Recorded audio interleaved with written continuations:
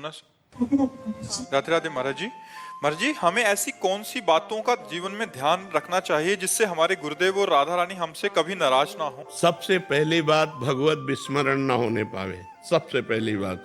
दूसरी बात आचरण अपवित्र न होने पावे। तीसरी बात भोजन अपवित्र न होने पावे।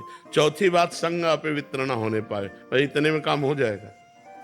यदि हमारे आचरण पवित्र हैं, कुसंग का त्याग है, नाम जब चल रहा है, भोजन भगवान को भोग लगा के पाते हैं, हो गया काम। इतने में परमार्थ आपका पुष्ट हो जाएगा। जिसका चरित्र ठीक नहीं है, वो चरित्रहीन पुरुष कितना भी बलवान, बुद्धिमान, कुलवान, विद्वान हो, हमारे यहां मान्यता नहीं।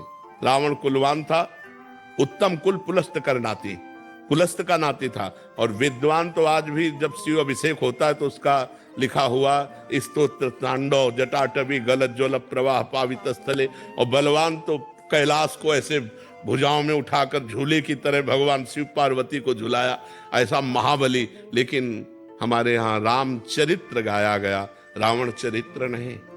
तो हमारा यदि चरित्र ठीक है, हमारा संग ठीक है, हमारा भोजन ठीक है और भगवत स्मरण चल रहा है, इससे बढ़कर के कोई लाभ नहीं है। हमको त्याज्य करना है कुसंग का, ऐसे आहार का जो अवक्ष भोजन है, ऐसे मित्र नहीं बनाने जो गंदे आचरण वाले हैं, और हमें अपना चरित्र सुरक्षित रखना है। इसी से श्री जी की कृपा प्राप्त हो जाए। एकादशी दिन फलाहार होता है तो बच्चे आश्रम से बाहर खाने जाते हैं क्योंकि फलाहार खाना ना। नहीं, ऐसा नहीं करना चाहिए।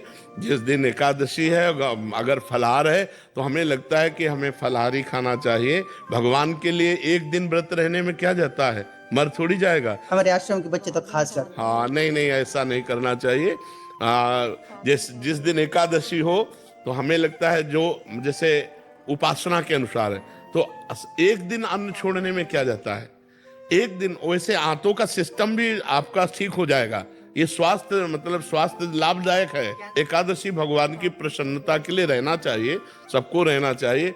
और डट के फलाहार नहीं पाना चाहिए। 24 घंटे में एक बार थोड़ा कुछ डाल लो, शेष 14 दिन तो फिर अन्न डालना ही है।